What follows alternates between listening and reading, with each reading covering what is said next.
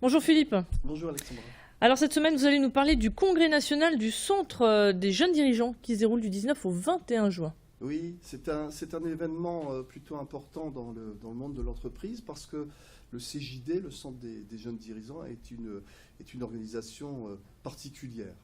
Elle a sa spécificité. D'abord, j'ai envie de vous dire ce qu'elle n'est pas. Elle n'est pas un syndicat patronal. Comme aime à dire son président, Pascal Praud, elle est une organisation qui permet aux dirigeants de lutter contre l'isolement et qui apporte aux dirigeants cette dose d'oxygène dont ils ont besoin. En clair, c'est une organisation qui aide à briser l'isolement et qui réfléchit autour de concepts aussi simples que la performance globale, à savoir qu'une entreprise ne se mesure pas uniquement grâce à des critères économiques et financiers, mais également sociétaux, sociaux et environnementaux. Voilà pourquoi le CJD est vraiment une organisation particulière qui a été créée en 1938, qui est la plus jeune organisation représentative, qui compte un peu plus de 4000 membres, dont 300 membres dans le Nord-Pas-de-Calais, et qui a choisi Lille pour son congrès national durant 3 jours, aujourd'hui, demain et après-demain. Alors pourquoi avoir choisi Lille? Ils ont choisi Lille d'abord parce que l'équipe dirigeante du CJD Lille Métropole est assez dynamique, c'est vrai. Elle a des idées et elle a su sensibiliser le président national du CJD autour de cette notion de troisième révolution industrielle. Et son président a considéré qu'aujourd'hui, en 2014, pour un congrès national, il ne pouvait pas passer à côté de Lille, la région Nord-Pas-de-Calais, la métropole lilloise, et de cette idée de troisième révolution industrielle et cette notion d'économie circulaire. On est exactement dans les thèmes qui sont travaillés à l'interne par le CJD. Donc ça, c'est la première raison. Et puis aussi parce que Lille, pour la petite histoire, depuis quelques années, Lille apparaît plutôt bien sur le marché des villes capables d'accueillir des congrès de cette taille, en France, en Europe et dans le monde. Ça n'a pas été toujours le cas. Cette fois-ci, Lille a été retenue.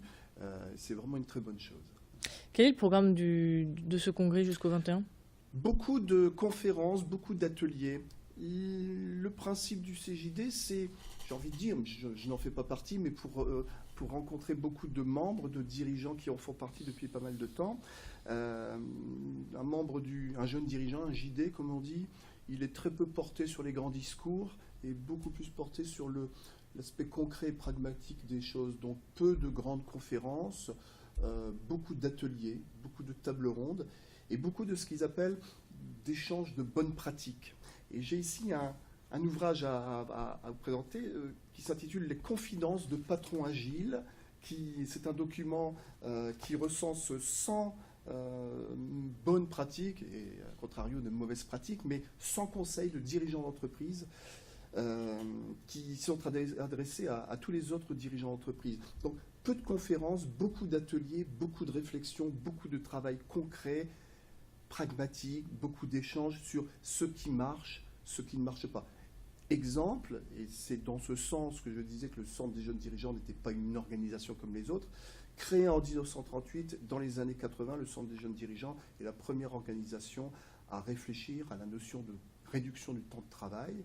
Et c'est dans des entreprises dirigées par des jeunes dirigeants qu'on teste d'abord la réduction du temps de travail pour voir si ça marche, comment ça marche, est-ce que ça marche bien, est-ce que ça marche moyennement, et comment on peut ensuite ajuster pour faire des propositions au gouvernement qui ensuite met en place, comme on l'a vu en 1997. Alors hier s'est déroulée aussi une table ronde sur la cybersécurité et je crois que vous allez aussi en parler. Oui, j'en parle parce que dans la Gazette Nord-Pas-de-Calais, nous y reviendrons longuement.